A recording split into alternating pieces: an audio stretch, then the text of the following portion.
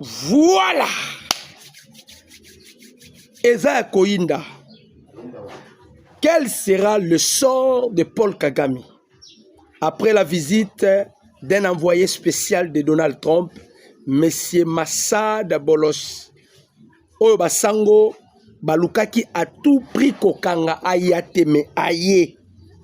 Et ils ont eu à échanger avec le président de la République. Tolobaka, tous les gestes sur le plan diplomatique, c'est un langage. Toko betana bino masolo awa. Boeba au juste, nigne le kaki entre l'envoyé spécial ya Donald Trump et le président Félix. Et nous vous informons que c'est un conseiller principal de Donald Trump, c'est-à-dire ce n'était pas M. Bolos, mais c'était Donald Trump à République démocratique du Congo. Vous avez vu même les réactions. Il y a des opposants à la République démocratique du Congo. Tokobeta Masolo. Tokobeta Masolo, il y a Bitumba Oezala Kilobi Makasi, Est de la République. Nous allons encore parler Nabasoda Obakenaki na Rumangabu, Bakimi. Pourquoi Bakimi Tokobeta Li Solo, Tokobeta Masolo ya Goma.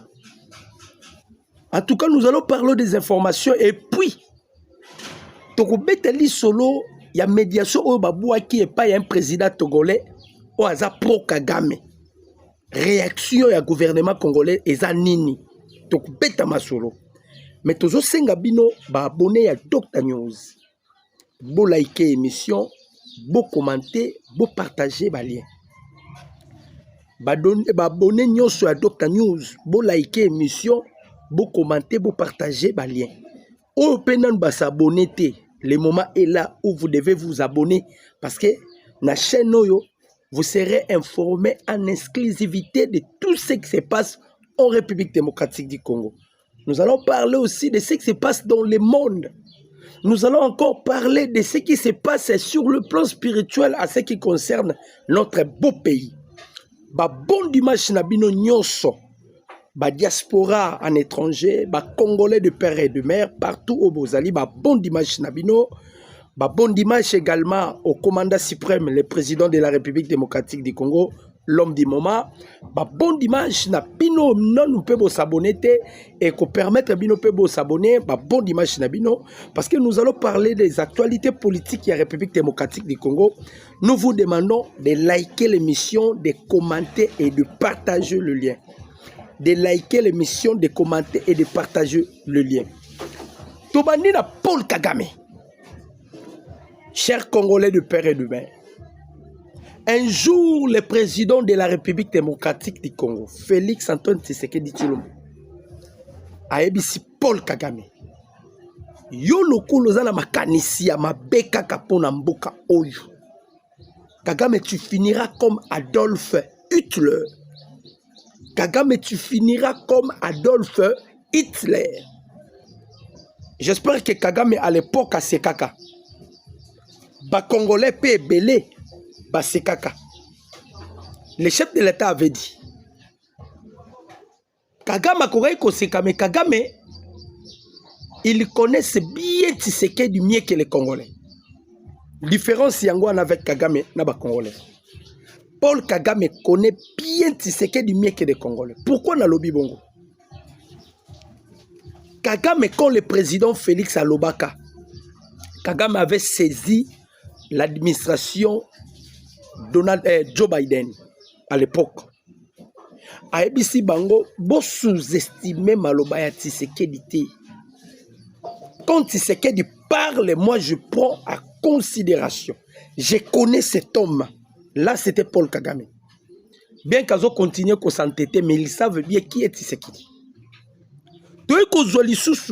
Un Américain, il a été divinement averti sur l'état spirituel ou l'identité spirituelle du président Félix. Il s'appelle Herman Cohen.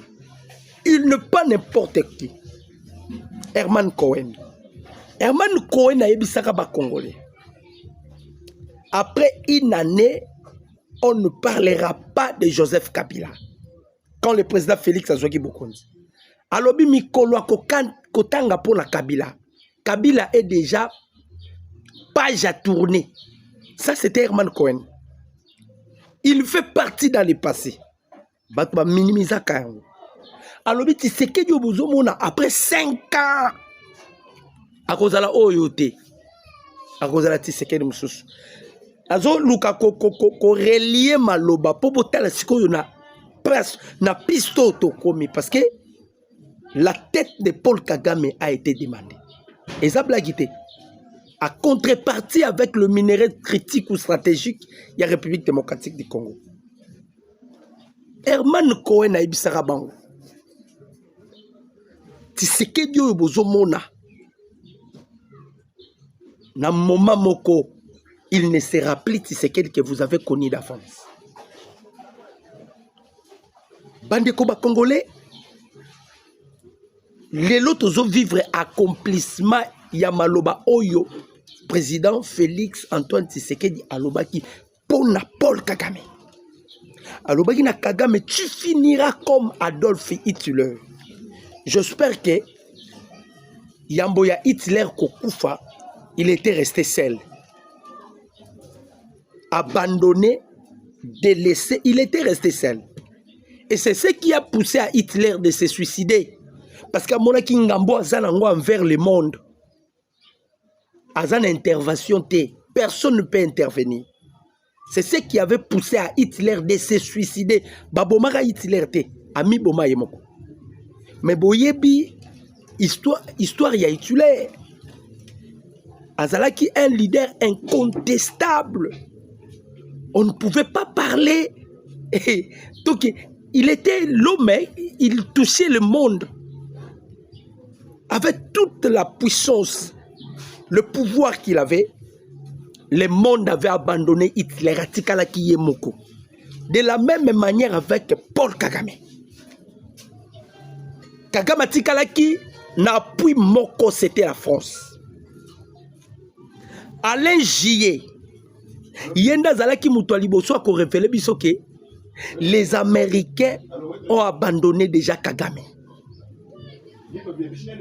Bien que Bandaï Koye Banate, mais Yazalaki Moutoualiboso a déjà que les Américains ont abandonné Kagame. Maintenant, c'est le tour de la France qui quitte Paul Kagame. Quelle chute libre! Maintenant, c'est la France qui décide de ne plus marcher ensemble avec Paul Kagame. Toi, Bisaki Kagame, tu as tué beaucoup de Congolais. Au bomi ba Congolais, au salignon au Salana Congo.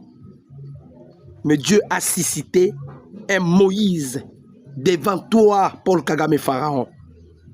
Dieu a suscité un Moïse devant toi, Kagame, qui se croyait au-dessus de tout. Tu te croyais que la loi n'a plus de force devant toi. Abandonné, délaissé. Vous imaginez Paul Kagame à Sali sommet. C'était avant-hier. Aucun président africain ne se rendre à sommet. Parce que tous les présidents africains, ils observent maintenant la géopolitique. Et ils se rendent compte que c'est celle ou celui qui maîtrise la géopolitique, c'est le président Tshisekedi. Bato bazale ko s'appuyer pas ya Kagame, babandai ko tala d'abord. Parce que bamone que Tshisekedi et Sili Ponaye, il va partir. Ils oublient Dadi Saleh Azoloba, même Roussedey. Ce sont des journalistes, des experts, des analystes d'Afrique de l'Ouest. Balobi, lorsqu'il y a la difficulté, ce que Makambo Komiko ya makasi, et ça ba moment oyo président Tshisekedi abimisaka ba carte rare. Et ba carte naye et lupakate. Ba carte naye et lupakate. Les chefs de l'État avaient abandonné, non? Goma, Bukavu, les chefs de l'État ne s'occupaient même pas de ça. Wanezala qui piège tout ça qui Paul Kagame pour que Mokile Mona maintenant qui est Kagame, la personne qui s'est cachée derrière les génocides rwandais. Azala qui soba simbie o notre kufa ebele. Azala qui soba sim o notre soba mindele balbi ko kufa ebele génocide ndé sali que yo o envahir mboka ya bato. na Emmanuel Macron qui faut conseiller yenda mema ke le souper na ba erreur. Alors piège wana tutila ki déjà Kagame to be déjà za ke eza ndobo ya mili amata kita ekangi. Amata kita ekangi. Et vous avez vu piège ndenge kangi Kagame. Ndobo ekangi Kagame moya kima ezati. Kagame sali sommet du début jusqu'à la fin, il parle que de Tshisekedi. Tshisekedi a détruit ma vie, Tshisekedi a fait ceci, Tshisekedi a fait... Toebisaki Kagame. Et l'autre le kitika ezati.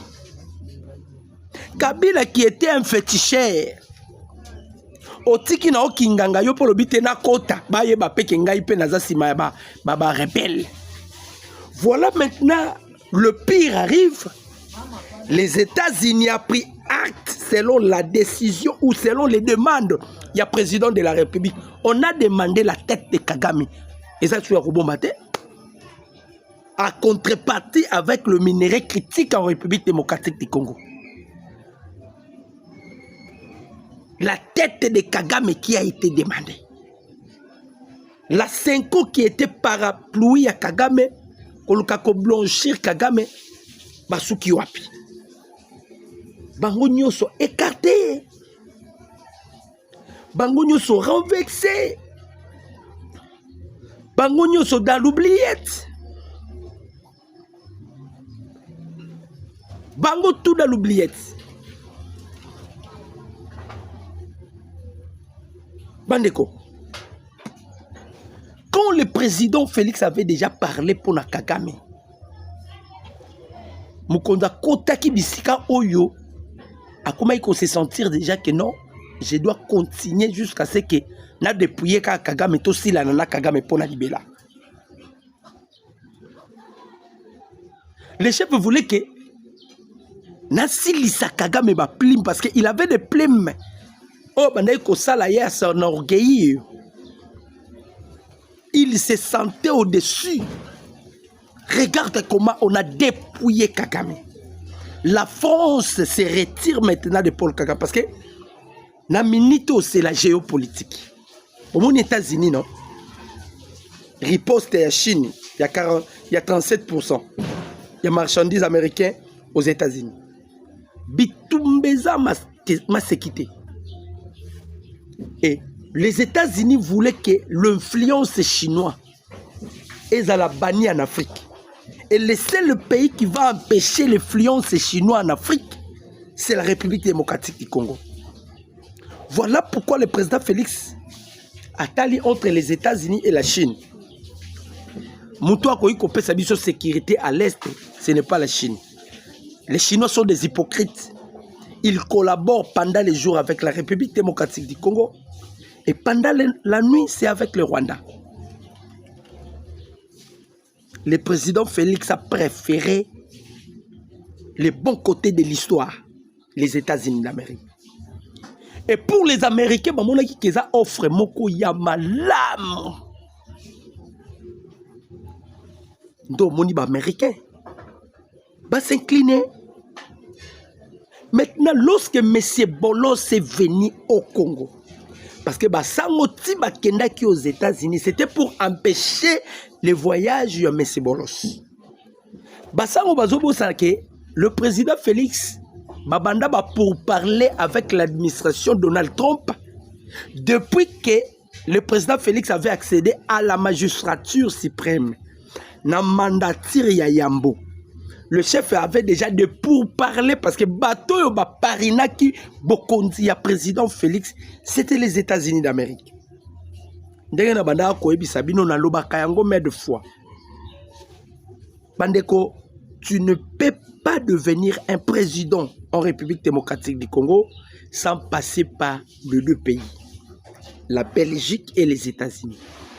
La Belgique, colonisateur nabiso. Les États-Unis par rapport, il y a imposition parce que les États-Unis s'est imposé.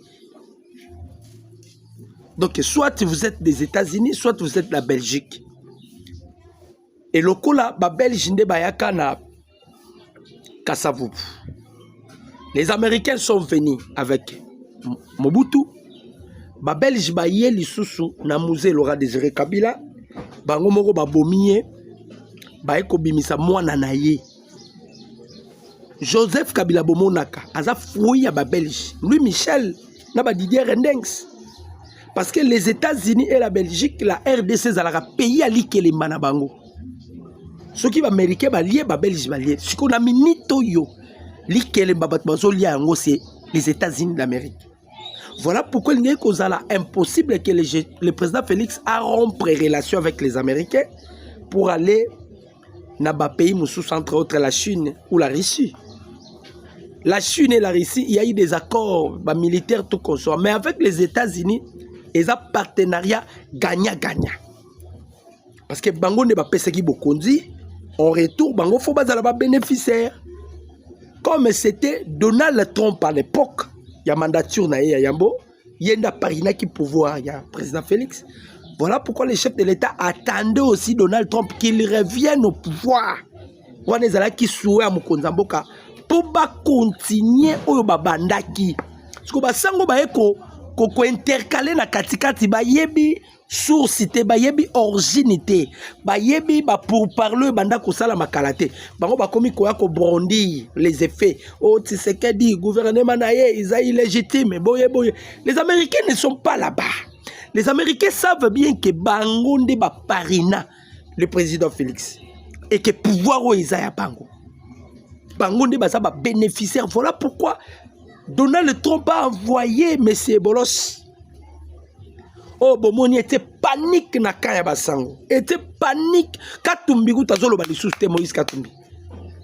Après kobimisa de millions de dollars pour empêcher les accords critiques avec la RDC ainsi que les États-Unis. Bah ça lit tout pour empêcher parce que bah, les accords là ça va encore prolonger beaucoup de choses. Surtout que le président Félix va brandir encore à son tour que je rêve de changer la constitution. Et cela sera adopté avec l'administration Donald Trump. Parce que Trump, il y a envisager qu'on change la constitution. Ce qui Trump a envisagé, à combien plus forte raison, qu'on changeait même qu'on révisait. Et ça d'ailleurs changé caca. À ça qu'on envisageait qu'on révisait la constitution et il ne sera et qu'aux la 22e fois que la constitution des États-Unis d'Amérique soit révisée. De la même manière que le président Félix avait aussi jugé, bon, il y a qu'on changer la constitution. Comme c'est la Belgique et les États-Unis, ne bénéficier, il y a pouvoir au Congo.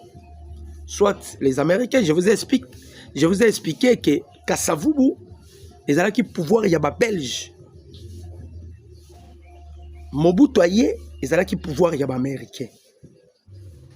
Musée Laurent Désiré Kabila, ils ont qui pouvoir, il y a des Belges. Babomanarate Ponawana. Partage équitable. Mais vous allez remarquer que tout le monde est soutenu par les Américains. Pouvoir na bango izalaka ya mwata mulai.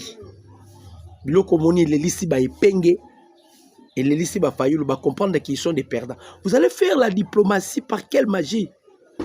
C'est lui qui a la tête de la République démocratique du Congo. C'est un président incontestable sur le plan diplomatique. Pour comparer président Félix Nanani sur le plan diplomatique. Tozana nous na drame moko na bosana ekobi sabino. Mbula ya samedi et causé ba dégâts makasi na minito na po ya mayandili eza opesi mbwambo aboyi. Il y a eu de perte de vie ba dégâts matériels tozo compatir na bandeko ekomeli bango makamwa ba inondation bozomo nango c'est partout dans le monde hein. Ce n'est pas seulement la République démocratique du Congo, ça s'est fait en Brésil, ça s'est fait aux États-Unis, ça s'est fait partout. Donc ce sont des signaux forts. Et puis, c'est à cause aussi de la technologie. Voilà pourquoi je l'ai toujours dit que le monde subit ce qu'on appelle la pollution dans le monde. Donc, il y a un problème à cause de la technologie. Technologie est détruire ma cambouille belé. Et voilà la conséquence est là. Tout le monde a séisme, moya makasi, climat zone de couche est détruit. C'est la technologie. Donc on compatit. Nous vous informons bino ba diaspora ba congolais de père et de mère bande ko bazana est to informer bino po boyeba makambo elekaki na mboka na biso. To sololi na Amérique. Ndenge to sololi na Amérique. Les Américains sont tellement ravis, errés. Monsieur Massad Bolos Batelemi 3 minutes 47 secondes avec le président Félix Baopé Salakambote. O Azobenga O Mobali, O Azobenga O, nous avons réussi. Pendant 3 minutes 47 secondes.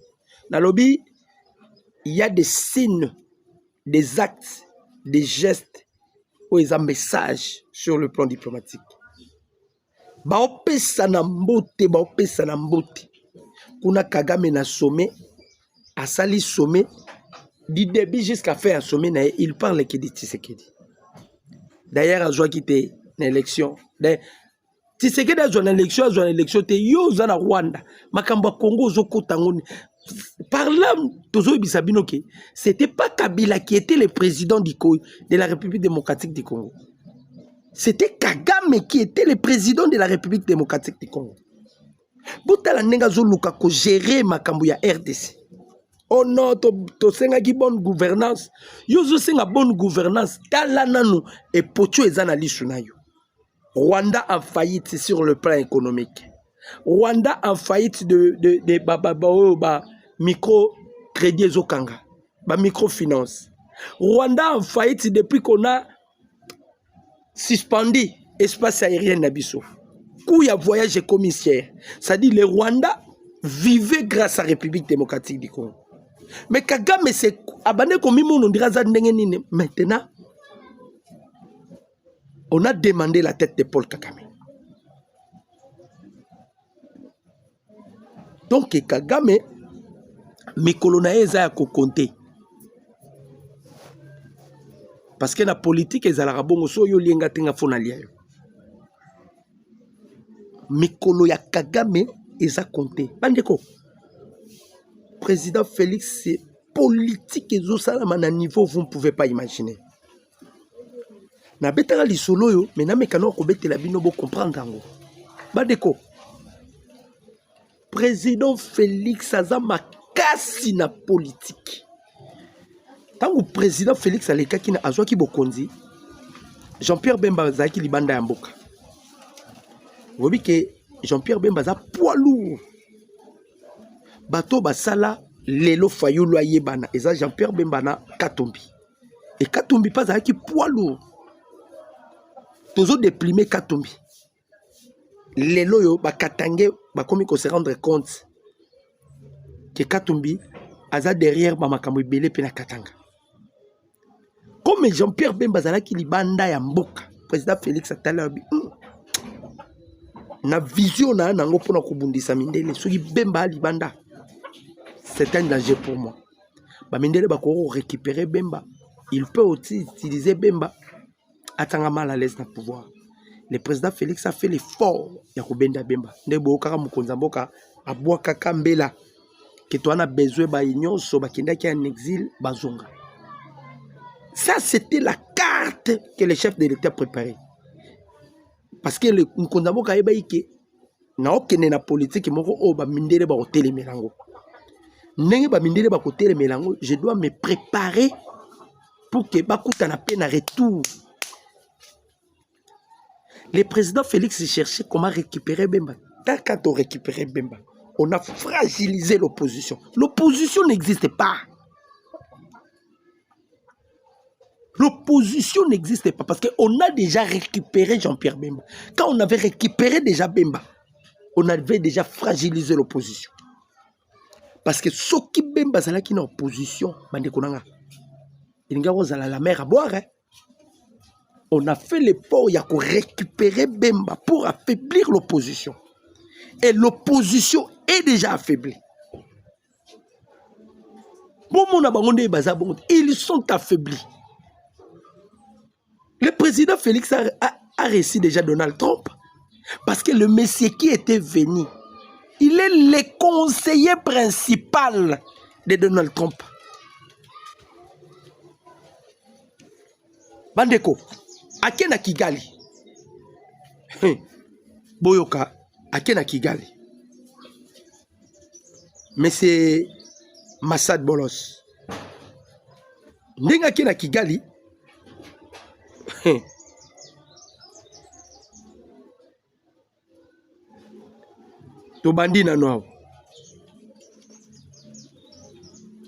La méthode américaine est basée sur les injonctions.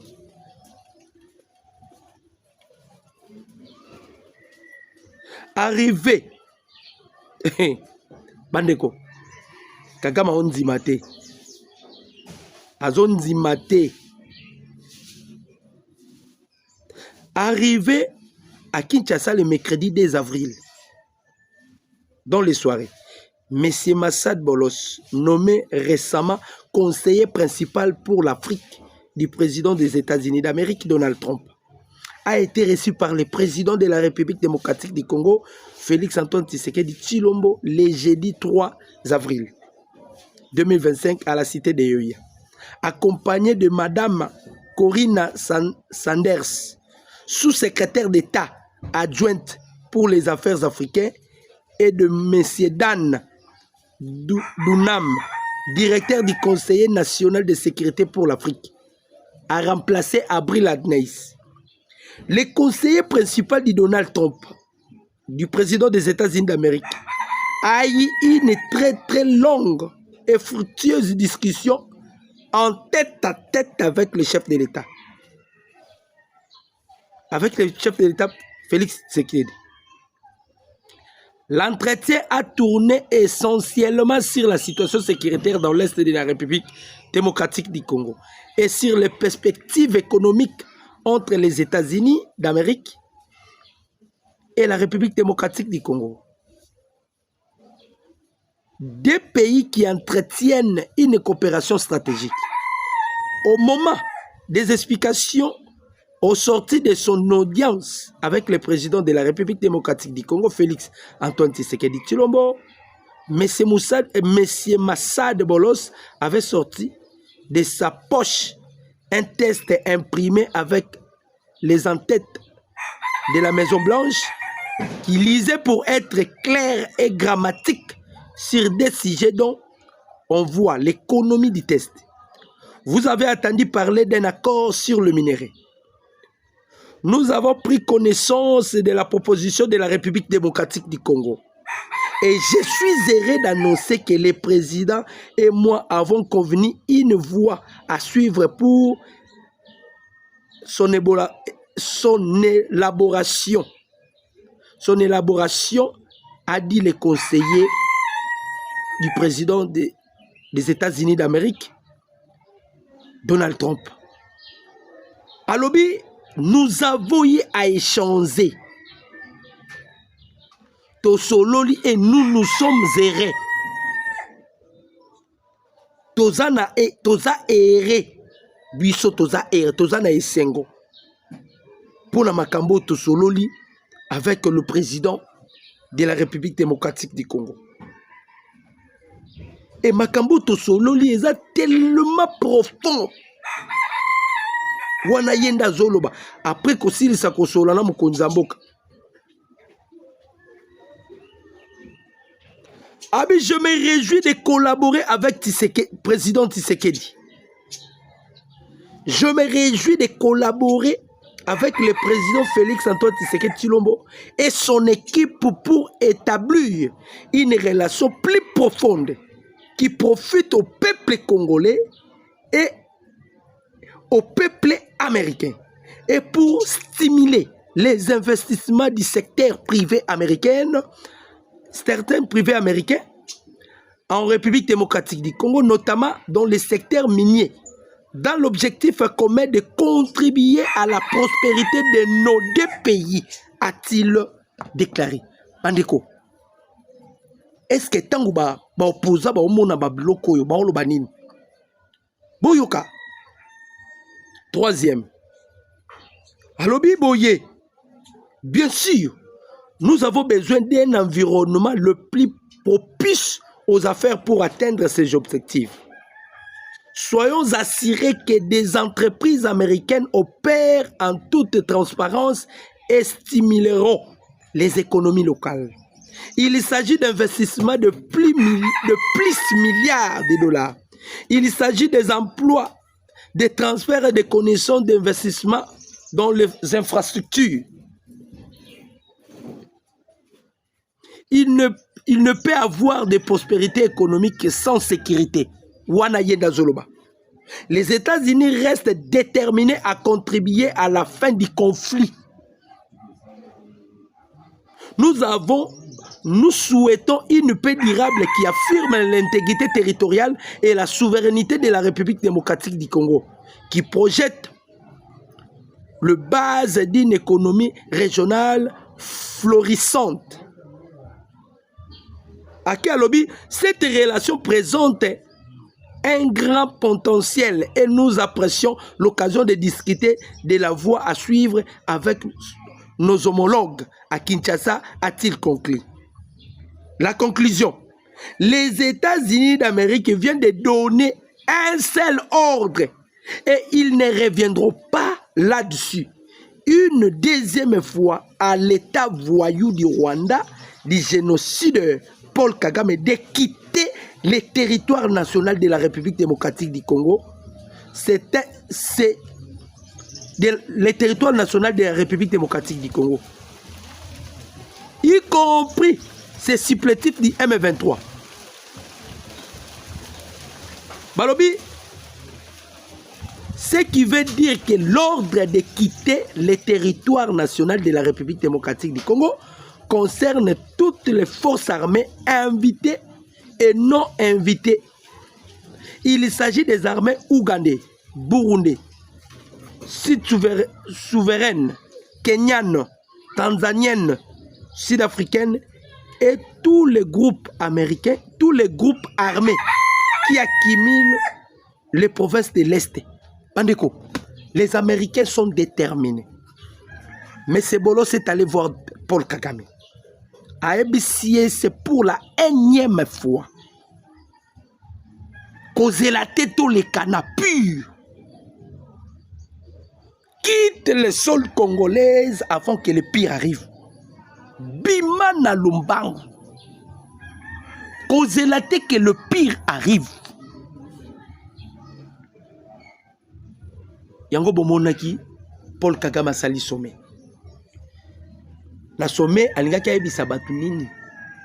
Alingaki ayebisa batu ke soki mabe komeli ngai c'est Tshisekedi. Tshisekedi a ruiné ma vie. Mais bapekisaki yo Kagame. Bayebisaki yo Kagame tika olingai koyoka te. Lelo tozo vivre accomplissement ya maloba ya président Félix Tshisekedi Tshilombo. Alobaki tu finiras comme Adolf Hitler. Tala nengo zokine, tala suka na yo Kagame. Soki Kagame comme liebo, et bon, quel serait maintenant le sort de Joseph Kabila et Corneille Nanga? Toebisaki bino bananga, bazaba souris fabriqué. D'abord, il a des difficultés parce qu'on a refusé son exil à l'Ouganda. Nanga n'a plus de place au Akoiko Kende na minito. Kabila lui-même a Kena Kampala pour la Kosenga Yoweri Kaguta Museveni a supplié Tshisekedi ba solo la so Akoiko zonga na Congo. Parce que ba mindele ba yebisaka Kabila soko za la mboka ekobatela yo eza RDC. Kabila yo kakite. Kabila yo kakite. Mais c'est bolo ça yebisi Kagame. Si tu ne quittes pas, ngana ozonga. Bandeko, États-Unis a mbongo des milliards de dollars à investir na Congo. Et place aux États-Unis à investir guerre. La fin de la guerre est arrivée. On ne parlera pas de la guerre à l'est de la République. Tiozomona bakabase les nyonso wana affaibli baleli parce que la guerre est comme un business ndenge papa kodia mboso bandai koloba na ba député bolongola ba aventure bozo sala kuna. Vous les députés, vous êtes dedans. Bozana kati. Botika ba aventure. Et comment qui business pour na bango? Comment qui business? Les États-Unis maintenant a décidé. Il a pris acte à notre proposition. Tosengi mutu ya Kagame. Nde monsieur Massad Bolos Akekoik pisa Kagame pour la énième fois. Bimisa batuna yo na territoire congolais. Bimisa batuna yo na basiplétif na yo. Si tu veux vivre. Sinon, Kagama oyebate asalani. C'est fini. Bandeko. C'est fini. C'est fini, Kagame. Tu ne peux rien. Parlons maintenant de la situation sécuritaire. Est de la République. D'abord, on a l'obélanon makambu ya oyo bate oyo na médiation. Ba médiation on ezali babenga ngo nini les termes qu'on utilise eza ba biloko comme formalité, ce sont des formalités. Ce sont des formalités parce que na minute oyo avec ce que le président Félix a échangé avec M. Massad, les États-Unis a se penché du côté de la RDC. Alain Gillier, Alobaka Yango. Maintenant, c'est la France qui quitte Paul Kagame. La France n'est pas décidée à quitter. Donc Kagame, il va finir comme Adolf Hitler. Tel a été dit le président de la République, Félix Tshisekedi.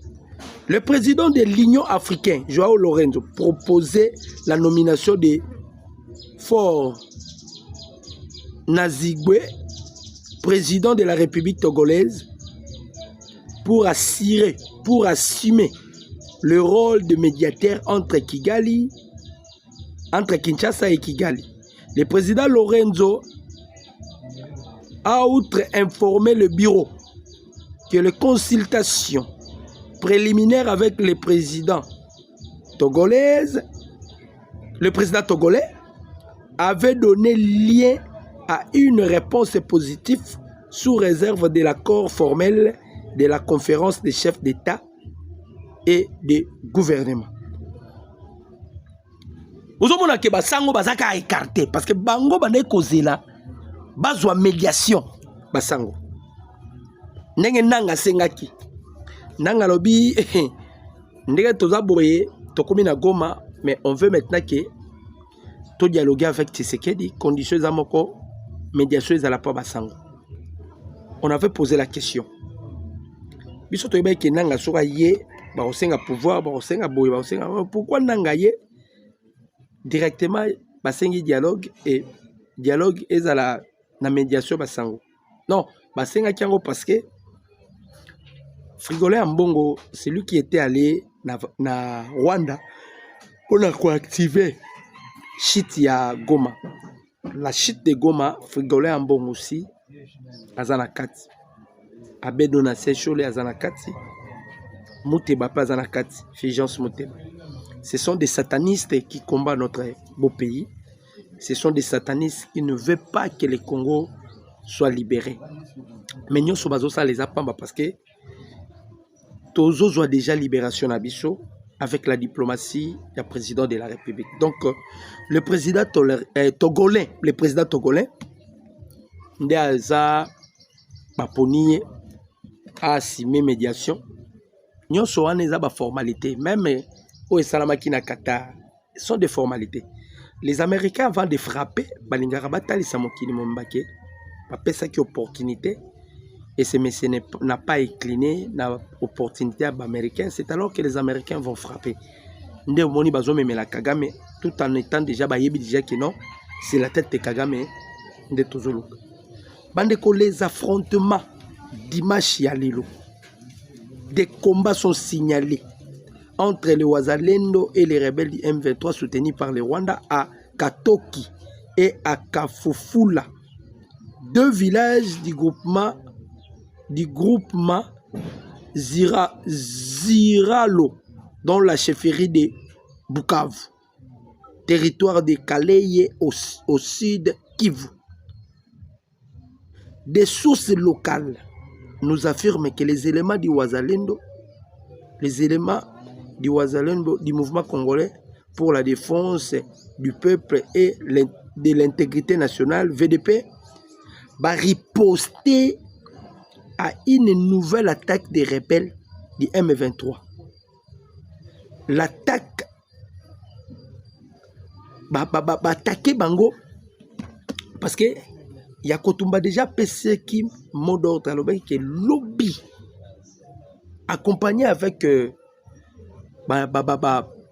la population qui lobby les 7, on a besoin comme on a tenu à IM23. On a besoin comme on a présence à IM23 lobby les 7. Les loyaux, il y a eu des affrontements. Tant que Zolo Bakota Katale, il y a Kalei. C'est-à-dire, ils sont déjà aux entours, il y a Pukabu. L'ennemi en difficulté, Bandeko Congolais. Sur le plan diplomatique, le président Félix a écrasé. Maintenant, sur la guerre, l'ennemi en difficulté. Nagoma. Tous les militaires congolais qui na Romagab, Bakimi. Bazongi na armée, mais il faut pas checker bango. Il faut pas checker bango. Bao bakanga qui en otage. Nagoma 120 militaires congolais. Balimwe kakaboy. Il y a aussi des militaires congolais qui na ngambu na bango. Bakomi ko boma na bango na CC. Ok. Les Rwandais risqueraient de ne plus avoir l'armée. Là, je vous dis la vérité. Les Rwandais risqueraient de ne plus avoir l'armée. Na Walikale, ils ont été frappés. Ma perte de vie énorme du côté de l'ennemi. Le bilan est là qui lourd. Na Masisi, frappé.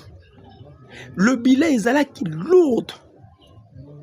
Na Goma, les sous ba bomi bango. Ba sodo nyoso ba kanga ki en otage ba kimi ba bimi do ba memi na ba plan na bango. Vous allez voir que l'ennemi en difficulté. Tala awa kota Kalei. Ba zui riposte ya ba Wazalendo. Ba misusu ba tiki ba matériel des armes. Ba misusu ba tiki ba munitions. Misusu ba kimi ba oko kima te wana ba mipesi bango moko bakangi bango ndenge tokangaki misusu avant-hier tokangaki bango M23 moko abombité a dévoilé secret dévoilé alobi nini alobi ndenge toza boye bato ba informara biso bazaka kuna na Congo surtout na armée. Mokonzi na biso ba IM23 aza à contact direct avec les responsables de l'armée. Ba mouvement nyoso bosalaka na est, nous sommes informés en avance. Même ceux qui toyebi ki bonibo kende toyebaka nyonso. Parce que tozana batu na biso mususu na armée baza kuna na kati. Voilà la raison pour laquelle les loto koyiko village lobi babotol biso. Les loto village lobi babotol biso. C'est ça la conséquence. La traîtrise et les kakindelo. On vivait sous la traîtrise. Donc tozala ki penda traîtrise y a niveau vous ne pouvez pas imaginer. Et partant de cette traîtrise, comment on pouvait faire pour épargner notre pays dans le danger?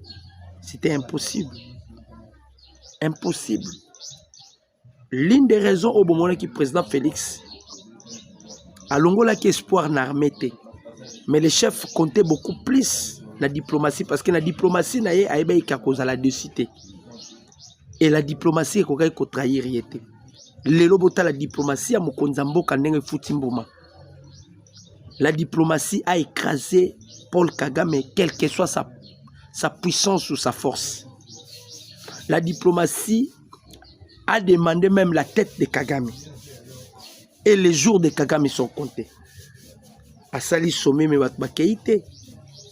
Bandeko ba Congolais, nous vous informons que Mikoloza Koya, on ne parlera plus de l'insécurité à l'est de la République.